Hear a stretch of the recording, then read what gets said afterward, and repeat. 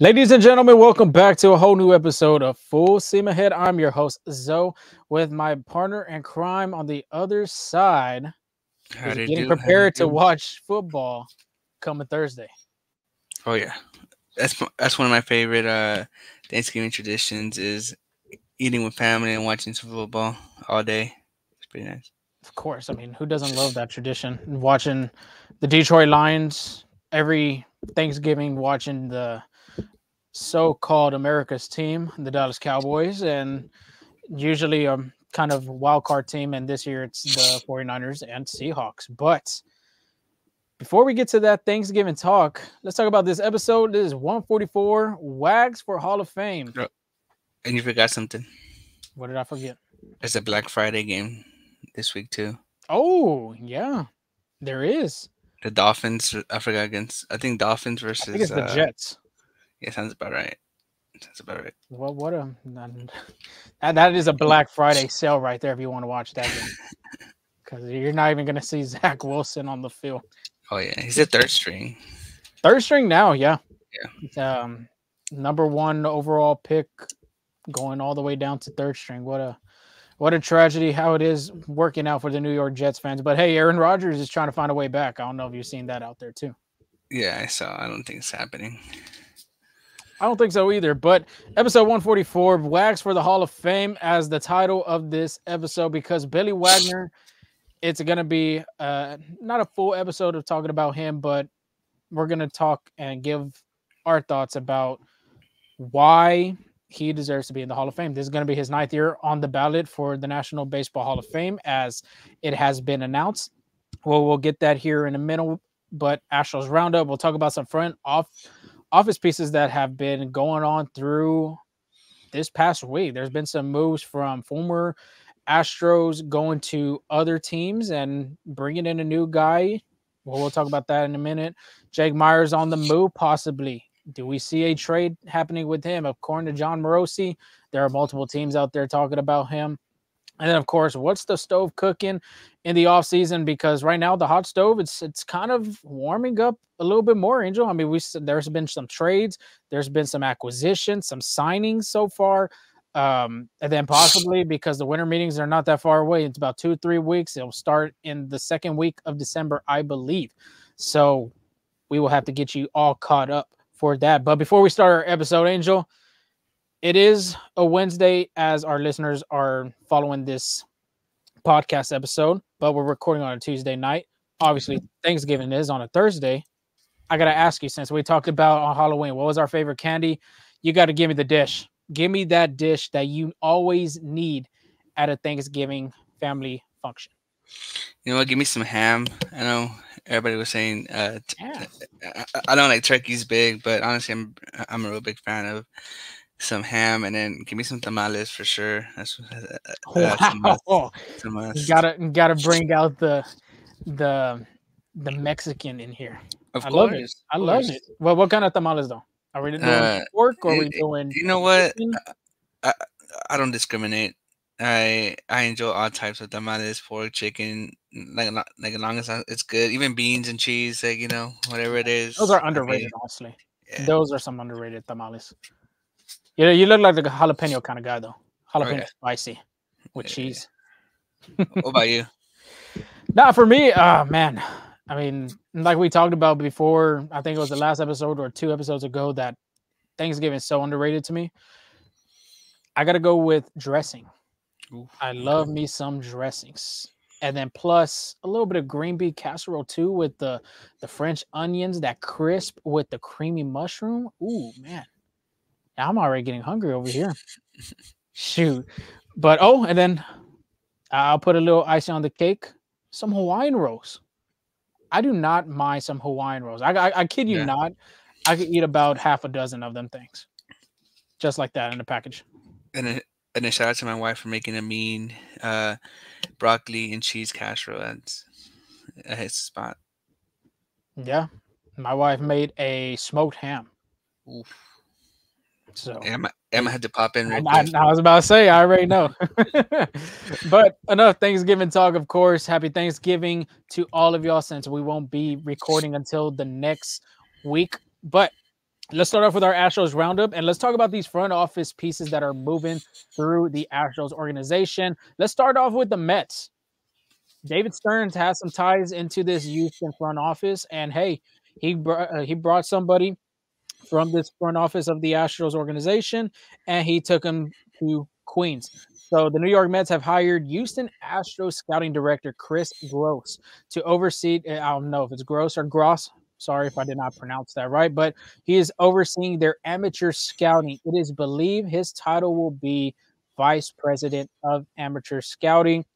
Gross spent the last 12 years with Houston, including the last 5 as their scouting director. I think it's a significant loss. Of course, as you've seen through the years of this Astros farm system, from grabbing guys like Correa, Springer, or even developing like guys like Framber Valdez, Christian Javier, Jose Urquidy. I think it's a huge loss.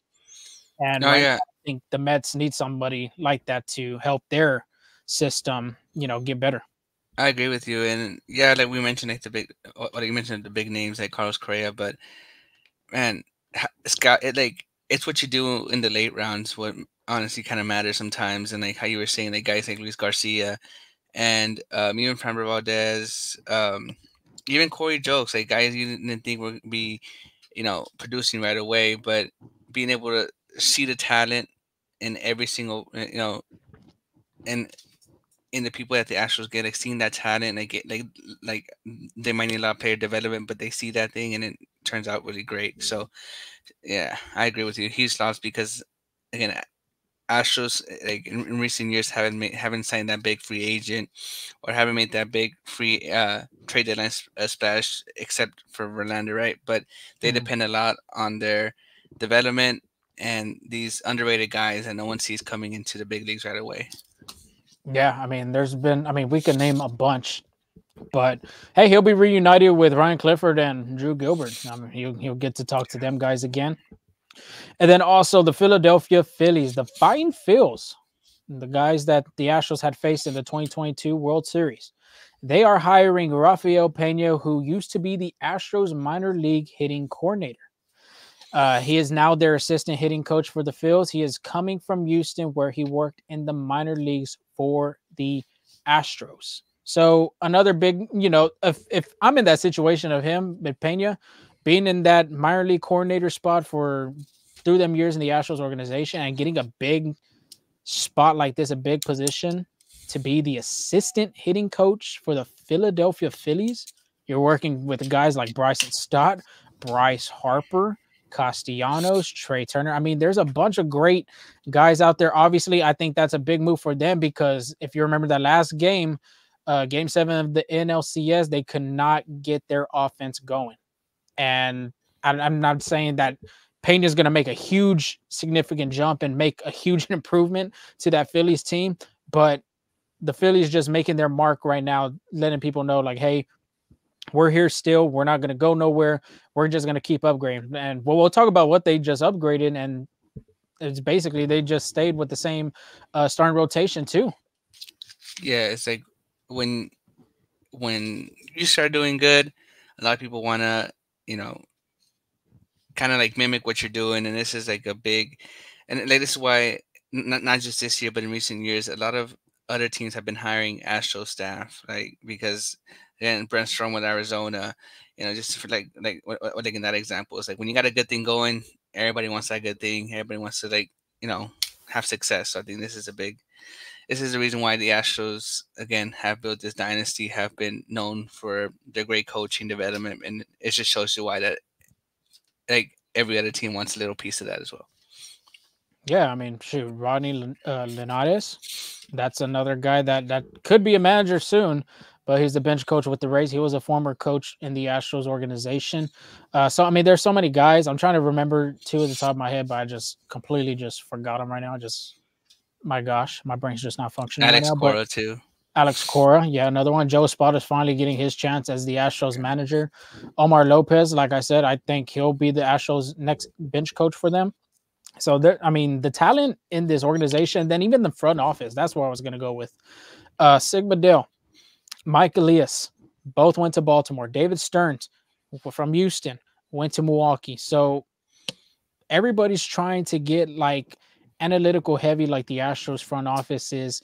And I mean, because the Astros started that, they started doing that with the Jeff Luhnow era. Nobody knew what was going to happen. And then sure enough, look at what the Astros are doing right now. They're like a dynasty, 7 ALCSs, 2 World Series, 4 World Series appearances or 5. So they're trying to mimic what the Astros are doing in their front office and like what they're trying to do as an organization and try to mimic, like you were saying, try to get the best players, get the best people that know about, analytics, statistics, things like that. That's going to help their club get better and try to get like the Astros, try to cement themselves as a dynasty in the future. So very important, but it just life goes on. And you have to see on the person side of the Astros who were former people that were working there. Now they're getting better opportunities to work in the actual club, the actual Major League Baseball club. So big moves. Obviously, there were some huge losses, but I mean, Dana Brown said too from the get-go that he's going to be promoting some guys, and here's one of them. Astros are promoting Gavin Dickey as the new Astros farm director. This is per Chandler Rome. He was a 4-star high school quarterback recruit. He backed up Rex Grossman, Chris Leak. You tell me who these guys are. I am not sure who they are. Rex Grossman was a quarterback for the Washington Redskins, and he was a journeyman in the NFL. Shoot, still, you're playing National League football, baby. So shout out to them. Before turning all his attention to baseball and a steady ascent up in the front office hierarchy. If you haven't seen this article by Chandler Rome, obviously it's on his profile on X. And I mean, it's really good. Mike Elias had to say some great things about Gavin Dickey. He said he's been reared in a very analytics-oriented operation, but his job has been to retain some core baseball compass as a scout, and I think he's going to bring that to the farm system there. Obviously, the Astros farm system isn't the best. It's like ranked 29 by Baseball America or MLB Pipeline. So, so that's a start. And then you got a guy like Dana Brown who has gone through the scouting development, VP of scouting for the Braves. He's done a bunch of scouting throughout his career. Obviously, it's been a little different because of the analytics, but he even had some great things to say about Dickey, and this is why he promoted him. He said he played as a player. As in he played at the University of Florida for football with the Gators and baseball. If you did not know that. So back to the quote, he played as a player and he understands the data and the information even more than I do. I thought a guy like that would be a perfect candidate. Being the farm director would be more difficult now because this is more of a data age. He came from scouting in an age where there was data. When I have to look at data now, I trust my people. I use my baseball mind and I use my people on the data. I use the data heavily. And obviously, like I was saying, Dana Brown going through baseball in his career from Seton Hall, from the bigs, and then working up as a scout, scouting guys like Max Scherzer, Ronald Acuna, Michael Harris, Spencer Strider, all these guys, Vaughn Grisham from the Braves era. I mean, he knows what he's doing. But now, since baseball is taking a huge leap, which it's been doing that for years now, in the analytics stage and the technology stage, I think this is a good move. Hopefully is a good move for the Astros because they're going to have to continue the success of their analytics, and because they're bringing a guy like Joe Espada that knows about analytics, and he's going to continue doing his best on his part. And they've had an old manager in Dusty Baker that had to learn the game through analytics and technology. So, I mean, give me your perspective. What do you think about this, promotion, I guess you could say, for Dickey, and having a guy that's going to be analytically heavy on baseball? I like it, and I like that it stayed within the department of the Astros because not only do the Astros know analytics, but they know winning baseball. So Mhm. they they know what it takes. They know what's at stake as well. So I really like the hire. Yeah, I think it's going to be good. Obviously, the first year is going to have some bumps on, and that's any job you go to in life, especially whatever you're trying to do, you're going to have some bumps on the road. And don't be surprised if he doesn't have no bumps on the road. So it's not a sprint. It is a what long distance run. What is that damn saying? God, Marathon. it is a marathon. It's not a sprint. It's a marathon. You see, my brain is just not functioning tonight. My gosh, I guess I have Thanksgiving on my mind right now and football. We'll talk about that later. But the biggest thing of our episode is talking about Billy Wagner and Wags for Hall of Fame. We got to get that trending with that Oh yeah. hashtag Wags for Hall of Fame. Like I was saying, Billy Wagner is entering the Hall of Fame ballot for the 9th time. You only get 10 what tries, I guess you could say, Yeah. to be on the ballot. After your 10th try and you're not over that 75% threshold, you're done. You got to be lucky for like a committee, which is the next step, to try to put you into the hall. So, real quick, this is what his credentials is right now. I mean, I've wrote about him a long, I think, what maybe a year ago of about Billy Wagner, why he deserves to be here. But real quick, let's go over his resume. 7-time All Star, 1999 Rolaids Reliever of the Year, which they don't do those awards no more. They don't do those awards. He has a 2.31 ERA. That is second among Hall of Fame relievers. 11.92 strikeout per 9 innings. That is first among Hall of Fame relievers. An 85.9 save percentage. Third among Hall of Fame relievers. A 187 opponent batting average. First among Hall of Fame relievers. A 599 hits per 9 innings. First among Hall of Fame relievers.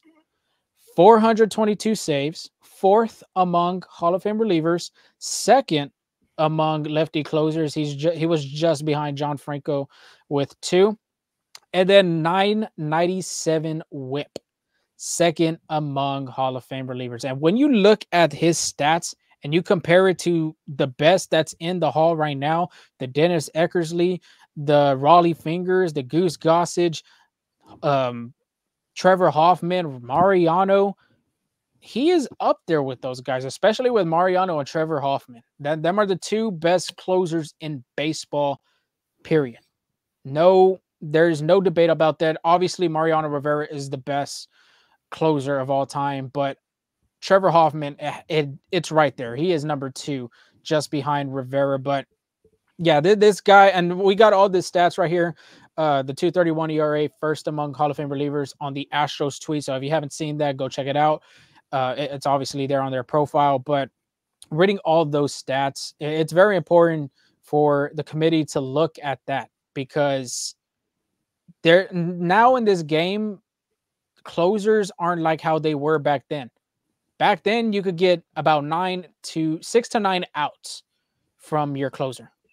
Now in this day of age, especially with the pitch clock now, you barely could get 3. So Billy Wagner, I mean, he has a strong case to get in. And then not just that, but it looks into the future of closers because next you got right now you actually got K-Rod, which his first name is Francisco. Francisco Rodriguez, correct, thank you. You got Aroldis Chapman in the future, you got Craig Kimbrell in the future, and you got Kenley Jansen in the future. All those guys are close to 400 or at 400 saves right now. And their careers are probably going to be over, I'd say, about 2 to 3 years from now. So solidifying Billy Wagner into the Hall, that's going to help the future of closers, I'd say, get in to the National Baseball Hall of Fame. Angel, do you have anything to add on about Wagner's case to be in the Hall? Yeah, it's due time. Like there's only 8 relievers in the Hall of Fame history. He has a chance to be the 9th, and I don't know. I don't know what's taking so long for Billy Wagner. Like you just read the stats. He's out of those like compared to those 8 Hall of Fame relievers, and again there's 8, and he's like top 4.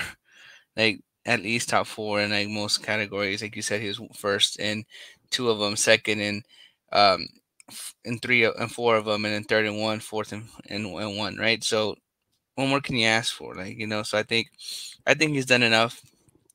I think what's stalling him is he didn't win like a World Series, but a bunch of these guys don't win a World Series and still go to the Hall of Fame. So it's due time. I think this year he does gets it. If not, he'll make it like if not, he'll be like an Edgar Martinez when he makes it in his last year. Ooh, Edgar Martinez. Yeah, that was, and then who you got? Well, we'll talk about the Hall of Fame ballot, but real quick, I got the. Oh gosh, look at that. Oh, that's nice. But real quick, yeah, there it is. Obviously, this is from the Astros Twitter account or X account, whatever the hell you want to call it. But yeah, I mean, this guy has been there from the days at the Dome all the way to Enron Field to Minute Bay Park, and then obviously doing more with the Braves, the Phillies, the Mets. Yeah, I mean, this guy really deserves to be in the Hall. He's already, like you said, it shouldn't be taking this long.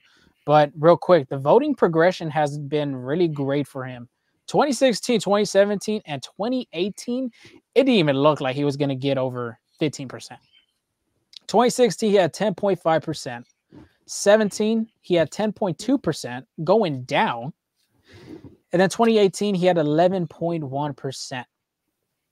Right there, if I'm in his shoes, I'm like, okay, there is no way I'm going to get in the Hall. There's just no way, especially with the numbers like that still in like 11, 12, 13, 14, 15, the rest. Okay, it gets interesting right here. 2019, 16.7%. 2020, this is the biggest jump right here, 31.7. 2021 comes 46.4. 2022 comes 51%. And then 2023, 68.1%. There is a strong chance he will get literally at the 75% plateau, either right at 75 or just under with 73 to 74. Obviously, I already asked you, is he Hall of Fame worthy? Will he get in this year, do you think, after, listening to me talk about the progressions of his voting through the years? There is some huge jumps in the in those progressions throughout the year. So I would say, yeah, I think he and Todd Helton and Adrian Beltre get in this year. I do too. I think them three, if not, well, I'll actually add on another. I think Andruw Jones makes a big jump this year. Dude has 15 gold gloves or 10 plus gold gloves.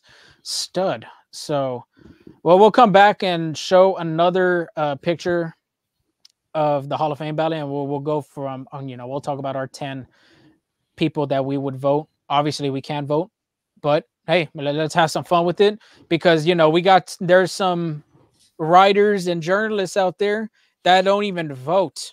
And if they do vote, they only vote for one person when they have 10 entries. Mm-hmm. But yeah, we're going to hashtag that. Wags for Hall of Fame. Let's get that trending on Astros Twitter. But let's move on to the last part of Astros Roundup, and that is Mr. Jake the Rake Meyers. Is his rake on the move? Do we see him going somewhere else?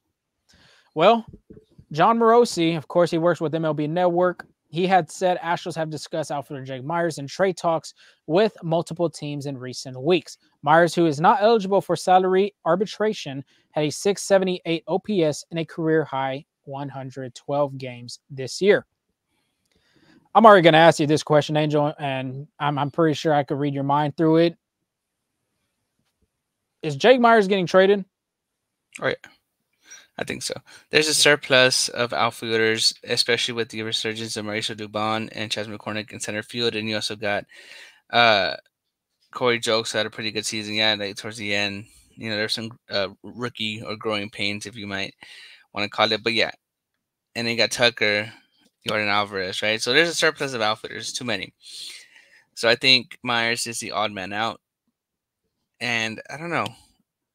I feel like the Astros. I feel like for Jake Meyers, you can get like a good relief pitcher because again, those are always in the in the market. Like I'm not saying with Jake Meyers, you're gonna get like this top name, like name guy, right? But Mhm. like maybe if we add some pieces, there's a chance. But I think, I think what they'll look for is either like a relief pitcher or even like another utility guy. But I think more likely a relief pitcher. Yeah, and that was going to be my next question. What are you looking for in a package for Jake Myers? I'll go with you on that as well. I think a relief pitcher. Obviously, the Astros are still looking for a backup catcher, which there can be a possibility just to maybe a $901 million signing. But you could, like you're saying, you could make a package out of it. You could throw Jake Myers in and throw maybe two more prospects for a name that the Astros have been looking at for a good while, Alex Verdugo. Because obviously Boston needs some help in the outfield. Not just that, they do need some help in pitching. So that could be a possibility.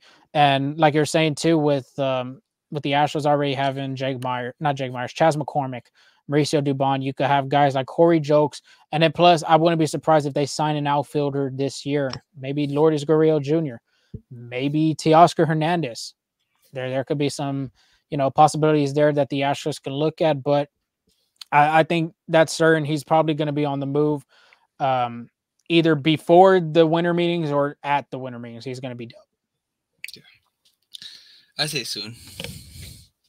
Yeah, I mean the Astros haven't been cooking in the hot stove so far. So, but I know you're about to go over that right now. We're still getting all the ingredients, ready.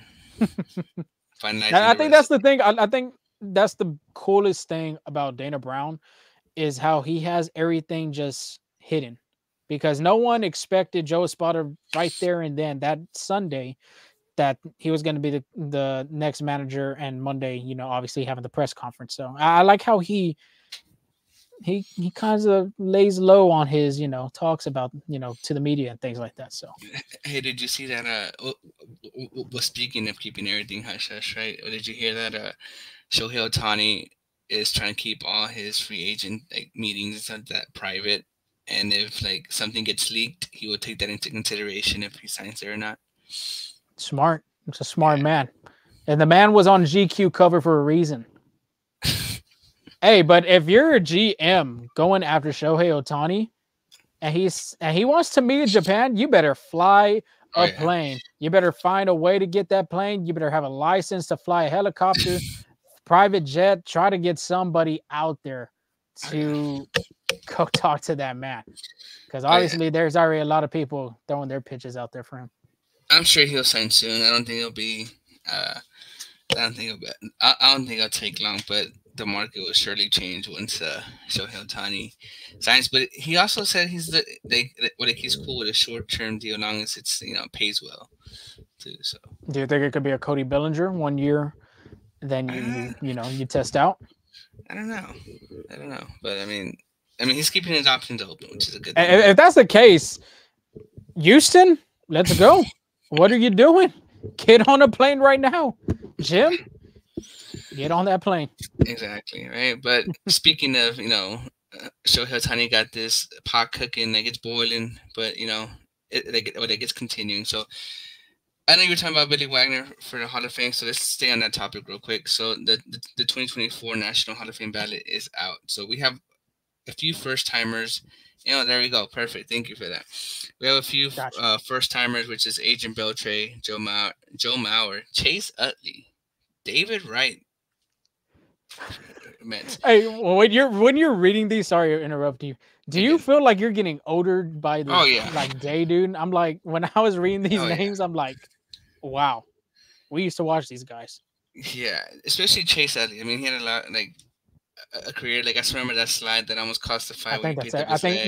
I think that's everybody when they think of Chase Utley.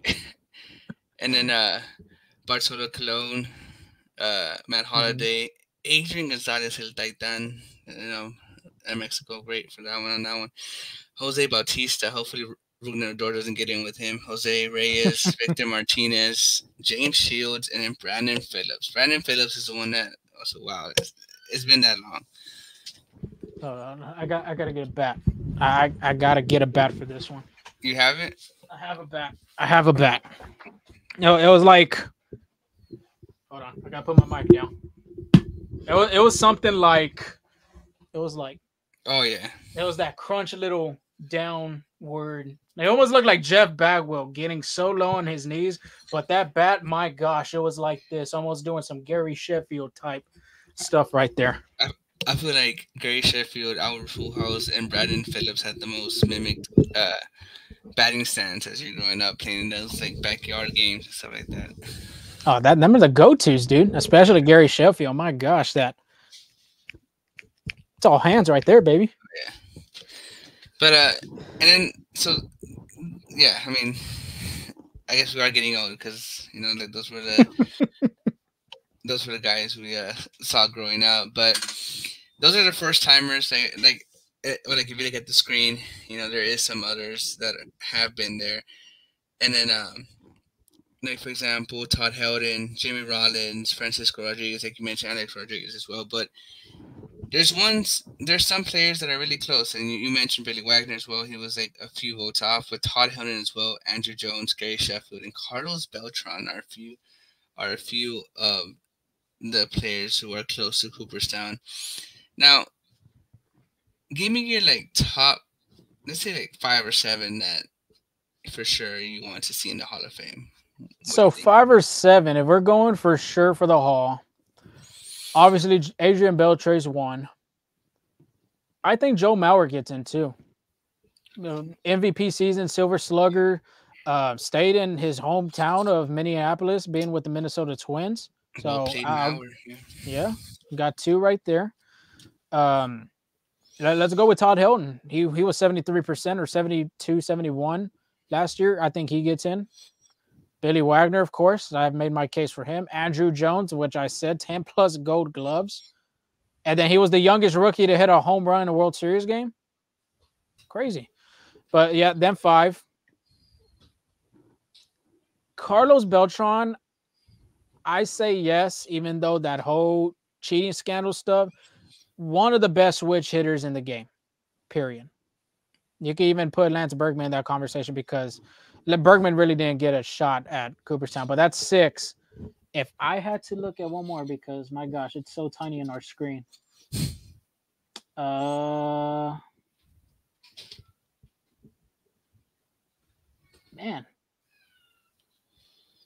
Give me Francisco Rodriguez. Okay. Like I said, he has 400 saves. He was one of the best closers in our generation when we're, obviously growing up watching baseball in the 2000 eras. So I think he has a great shot. Like I said, if Wagner gets in, there could be a strong case for him in the future. Okay. Now, let me give you my 5 or 7. I don't know, like someone, yeah, you got to give 7 now. I gave 7. All right, you gave 7. All right. Match me. Billy Wagner, Adrian Beltre, Todd Helton, I think get in this year. All right. Okay. So then, I say Omar Vizquel. I think really underrated. Love the defense. He's a wizard. Bobby Abreu is another one. Bobby Abreu, dude, I completely forgot about him. I agree with you and Francisco Rodriguez. And then I'm torn between Joe Mauer or David Wright, but I think Joe Mauer had a little better career, so I'm gonna say with Joe Mauer. Oh, now you know what? No. Did I say Andrew Jones? No, you didn't. All right, scratch Joe Mauer and put Andrew Jones in there. Okay, we're putting. Dude, you honestly could have gave out 10 right there, or even 8, or even 9. You had to. You see, I think that is kind of difficult now, just like being on the other side of it. Yeah. Because at the same time, too, you got 10 entries. Yeah, it's like, I mean, if you want to do, all right, we'll give me 3 more because you do good 3. Okay. You want me to give you 3 more? Yeah. All right. I'll give you, like I said, Omar Vizquel. Give me, let me see, what was it? Besides Bobby Abreu? Give me Bobby Abreu, and then give me Big Sexy. Give me Bartolo Colon, just for the vibes, man. Colon made the game just more fun. I think if you were a teammate of him on the other side, I think everybody just vibed with him.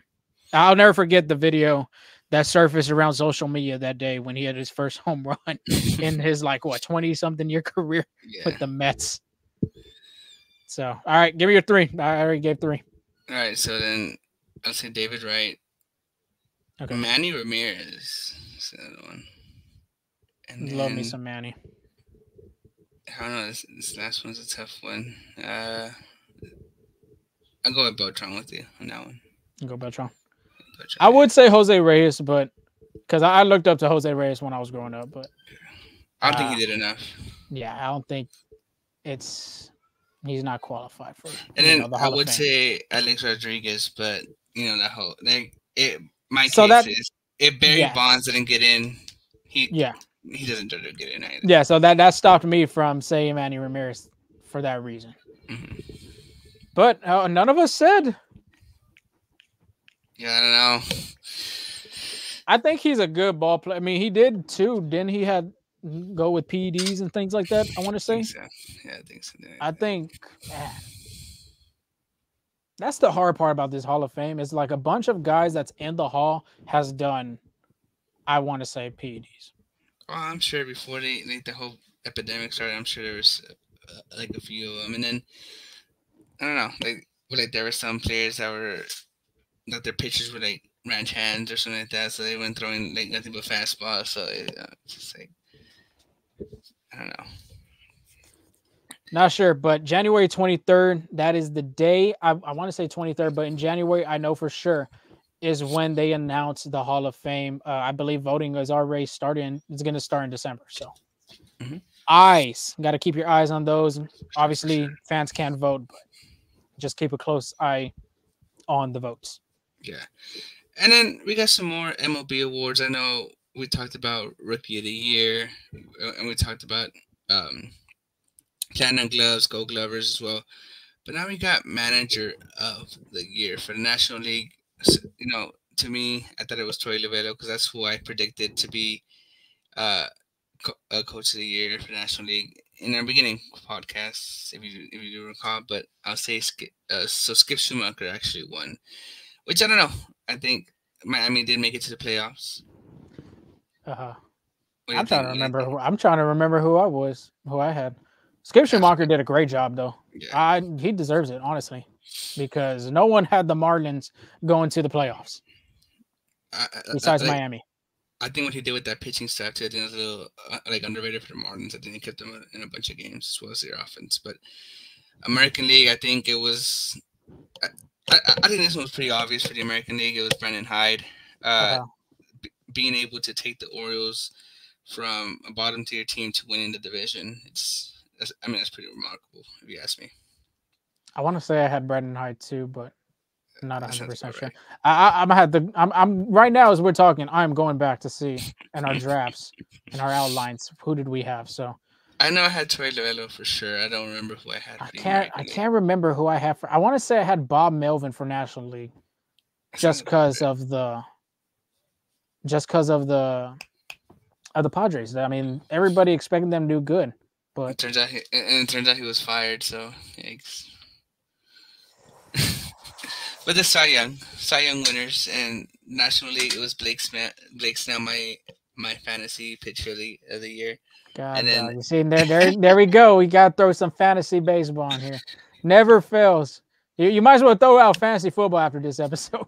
Oh yeah, I mean I actually don't want to talk about fantasy football, but I know Lorenzo definitely does not want to talk about fantasy football right now. Not in the league that we're in, yeah.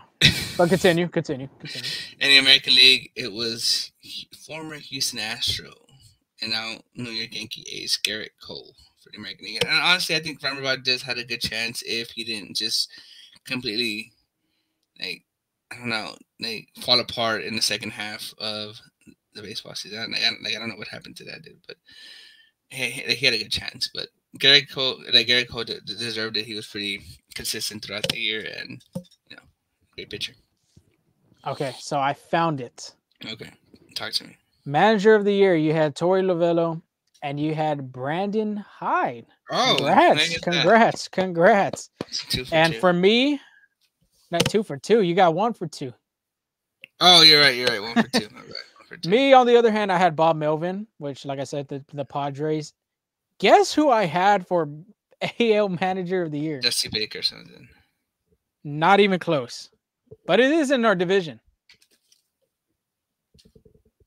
The Mariners coach. I had Scott Service as the Manager of the Year. Wow. I know a lot of Astros fans out there listening to the pod is not going to be happy about that. You know what? Like if I had the little boo, what a sound effect, I'll be pushing it right now. Nah, just give me that. Just give me that look right there. But yeah, I mean, who was the next one that you were talking about again? Sorry about that. Cy Young, it was Blake Snell and Garrett Cole. Yes, sir. Okay, so Cantu, you had Sandy Alcantara going back to back. That was terrible. And you had Shohei Ohtani as the American League. Me, I had Corbin Burns. And I had Shohei Ohtani as well. So none of us had hit on that one. So we both, yeah, we both didn't do well on that one. What about MVPs? Let's see who we had. All right, announce first who we had picked. See if we're correct. National League MVP. Angel, you had Juan Soto.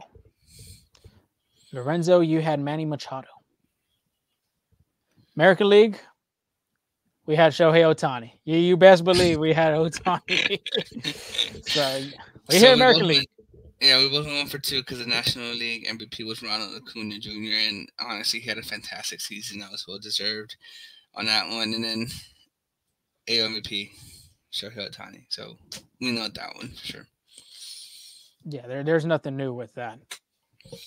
But I think that's pretty much wraps up all the awards for the season. So I think MVP is the last one. But you know, I think the Astros need to step up because besides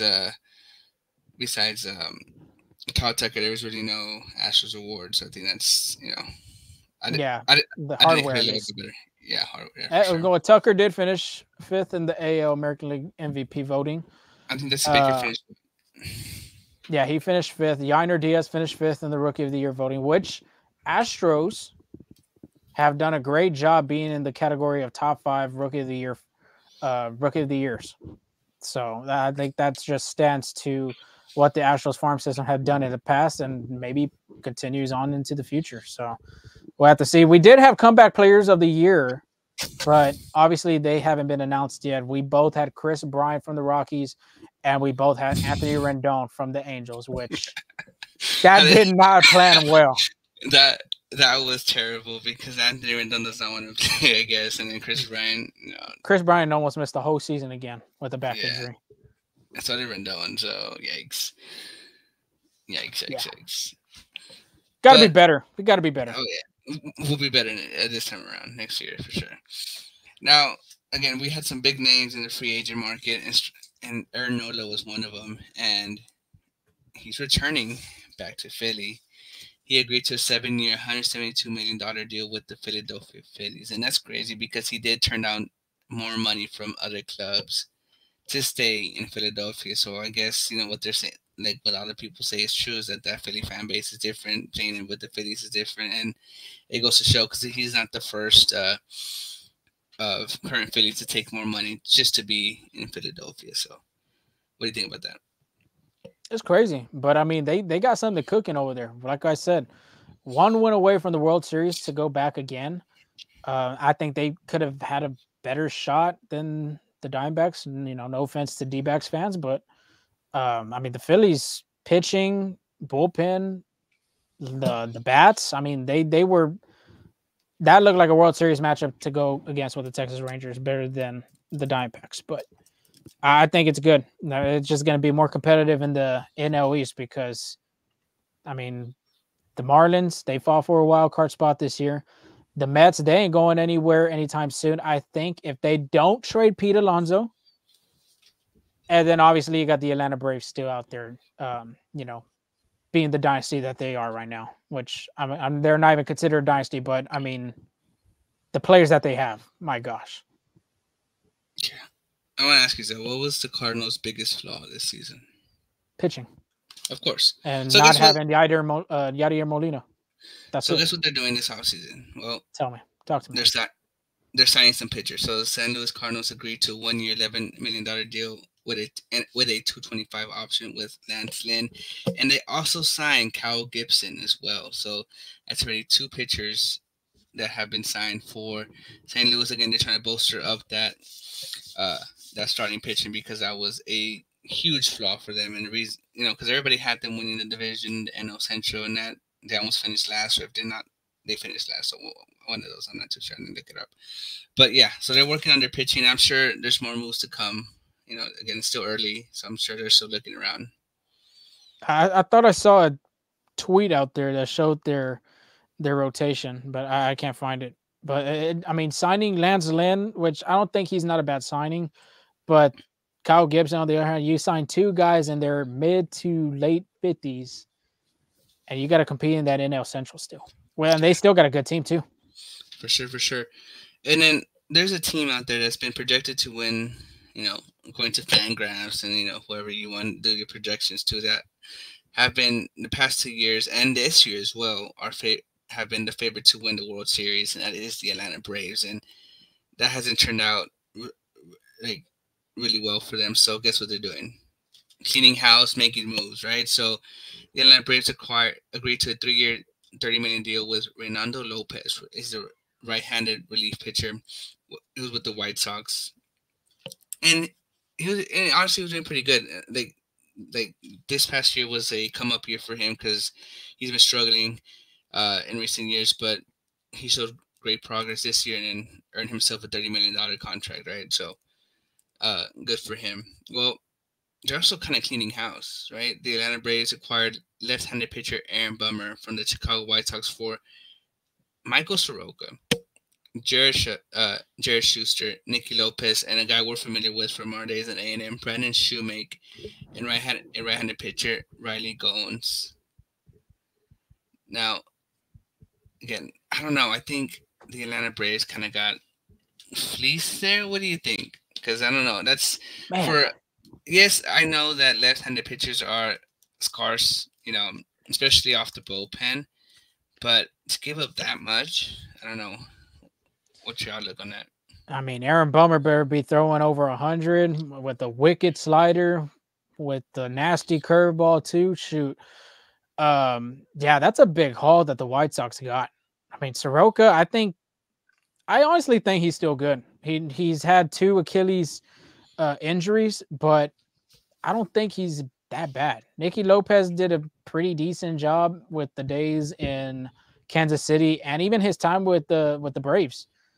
But Braden Shoemake, obviously, we've seen him in college, how he plays. He's one of the best left-handed hitters I've seen in, growing up and at least watching college baseball, at least.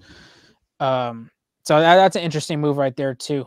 But a lot of pitchers and a lot of infielders, which the White Sox do a lot. They really need a lot of infield depth. Obviously, Tim Anderson ain't going to be there.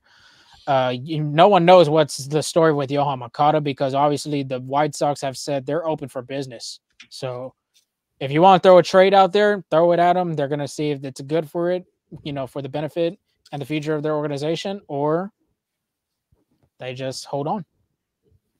Yeah, so I think this move comes because Brad Hand, Kirby Yates, and even Eddie Rosario have elected free agency. So I think they're trying to replace those losses as well. So, but I don't know. I think it was I guess it is a seller's market because that is I think that was a pretty high price to pay for it. Okay, real quick. Do you think they needed pitching or do they need hitting? Obviously, I think I can answer that one for you. I think the reason they didn't win is because of their pitching. Because I mean that lineup was taxed and relief pitching, to be a little bit more specific. So I don't know, if, I'm not gonna call it a desperate move, but I'm calling it more just to reinforce their bullpen after those losses. But speaking of Atlanta, they will be hosting the 2025 All-Star Game. The Braves will host the Midsummer Classic in 2025. This will be the first All-Star Game in Atlanta since 2000. And if you don't recall, the Atlanta Braves had a bid, I believe, in 2021. Yeah. And MLB decided to move it to LA I honestly forgot the reason. I think it was Colorado. some political. Was it? Colorado. But I think it was for some political reason. If I'm not mistaken. But it's been 25 years, so I mean, I guess it was due time. And Atlanta is a beautiful stadium, beautiful atmosphere out there. Yeah. So I think being exposed to the All-Star Game will be great. And you know what? Also, that brings that might mean either Ronald Acuna Jr. or Matt Olson participated in the home run derby. So we'll see what happens Hint, on that. hint. I think the Astros are due too later. Yeah, they are due. I think it was like 05 last time. Yeah, so 23, you got Dallas, you got Arlington. 24, no. 24, you got Arlington, Dallas. 25, you got the Braves in Atlanta. And then you got 26 at Philly with the Phillies, Philadelphia. I want to say the 3 years right there, it's going to be, it doesn't have to be in order, but it's going to be Baltimore, it's going to be Boston, and it's going to be Houston. I think them are the next three. Teams. Yeah, I want to say. Don't they switch out or? Well, 2021. Where was 2019 was 2019? No, 2019 was in Washington. 21 was in Colorado. 22 was in LA. That was 3 straight NL teams right there. You're right. So 23, you'll have 23. 23 was just recently the Mariners. 24 coming is the Rangers, and then 25 will be the Braves, and then 26 would be the Phillies. It would be American, National. So I wouldn't be surprised them 3 American League teams could get a bid for an All-Star game. Makes sense. Now, baseball is America's pastime, so a lot of rich history in these baseball teams, going from like the Brooklyn Dodgers, and like they moved to Los Angeles. Now they create this history. Now Oakland Athletics, I know you got guys like Rollie Fingers and Dennis Eckersley, Ricky Henderson, all that history that the Oakland 3 World Series titles as well, like all that history that the Oakland A's leave behind. Well, now they're moving to Las Vegas, so they're rewriting their history book there, and they'll be known as the Las Vegas Athletics, and they will look to move in 2028. So what does that look for? So what does that mean for the Oakland Athletics? What that means is that they don't have a stadium right now. Their contract with the Oakland Coliseum or Ricky Henderson Field is up, right? So what I've seen around is that they will be playing in their AAA field. I believe that's in Reno. Reno. Right? Reno. So they'll be playing in their AAA field, or they will be playing in I think it's 18 in San Francisco, if I'm not mistaken. Oracle Park. There you go. In Oracle Park, and obviously they'll play their away games out there, so they'll be homeless for a few years into 2028 until they get their stadium. There will be no more possums. And honestly, I would have liked to just go look at the stadium, but I've heard so much, like it's almost like a waste, which is really sad. I feel like there's a lot of history, like you were saying, with that stadium. And then for all those people who have completed the 30 stadium, milestone, well, you get to add one to your bucket list because there'll be a new stadium in Las Vegas. Las Vegas is on the come up, dude. Yeah, I mean, and then Oakland losing all their teams, it's crazy. I feel so bad for them. Brutal, yeah. And then just to close off the show, just to get your mind thinking, they get you processing what might happen, like what could happen, and what you want the Astros to do. There has been some non-tendered free agents who are free to sign to whoever they please. We got first baseman Rowdy Tellez, who was with the Milwaukee Brewers. Starting pitcher Brandon Woodruff. Now he is hurt, but still elite pitcher again for the Milwaukee Brewers. Outfielder Austin Meadows, right-handed pitcher Spencer Turnbull, and right-handed pitcher Lou Trevino are all non-tender free agents. So I don't know.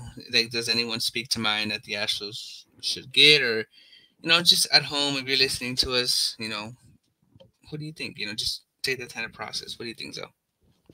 I would look into maybe kicking the tires on Brandon Woodruff and Rowdy Tellez. The Astros need a backup first baseman with Jose Abreu. I think he'd be a good backup first baseman. Also, he's a left-handed hitter. He's a power hitter as well. I think 315 or 325 in right field would look good for him instead of over there in Milwaukee. I want to say he's like 330, 335 around there. But Brandon Woodruff is the biggest name out there, I would say. Yeah, he's not going to be able to pitch in 24 because of a tear. I don't know if he has to redo Tommy John again, but obviously he can't pitch the 24 season, and that's the reason why the Brewers let go, of him. So I would try to, like I was telling you off air, I think you're going to have to make a contract that's structured around not just him, but the team itself, whoever's signing him. Team control. Obviously, you give him maybe a short-term contract, 2 to 3, 4 years being an option. I think this could be a sneaky move for whatever team out there. If it's the Braves, if it's the Yankees, the Red Sox, the Rangers, whoever's out there trying to, get their starting pitching more, bulk up. I think this is a good move. Yeah, I honestly wouldn't be surprised if Brandon Woodruff signs with like a team like the Miami Marlins or even the Cubs, like teams that are like still developing. They got a year or two in front of them, and then in 2025, be part of that. Trying to make that postseason run. But I do agree with you with Roddy Tellez. For the Astros, again, the Astros need a backup first baseman, and he has that pop, and I think Minute Maid Park is a hitter's ballpark in that aspect because it tends to, just as Jordan Alvarez, the ball tends to fly down in any dimension in the ballpark. But I'm gonna say Lou Trevino as well. I think he's an established. Oh yeah, it's a good one. I think he's an established relief pitcher. Astros fans have seen him with the Oakland Athletics, and I think he was one of those bright spots with the A's too. So, and he's been around, veteran guy, brings leadership, experience, and that's a guy you want in your bullpen. Yeah, especially when the Astros are losing Hector Neris, or maybe they're not. Maybe they could get a deal with Neris, but if you have to go safe route, like you're saying, Trevino's a good one. The guy's a veteran. The guy's been there. Obviously, he had a great. He did a great job over there in Oakland. I want to say in the 2019, 2020, 21 era with the A's. I think that's a good move because obviously the Astros do need some help in that bullpen. They're going to be losing Stanek. They're going to be losing Maton, Neris. They're going to be losing a lot of guys. So starting with Trevino, I think that'd be a good move, like you're saying. Yeah, for sure. Honestly, this podcast was longer than I expected. Yeah, I mean, we started debating about trying to pick out our 10 Hall of Fame ballot. And then we've also imitated some, some swings out there. But that's the reason why it's the off season, is just to calm down, not, just have some fun with y'all. And if you're watching, thank you for tuning in. If you're listening, thank you for tuning in as well. Also, before we head off the show, Padres now have an official manager being Mr. Schilt. Yeah. Mike Schilt would be the manager for the San Diego Padres. All 30 Major League Baseball teams have now a manager. So just want to throw that out there.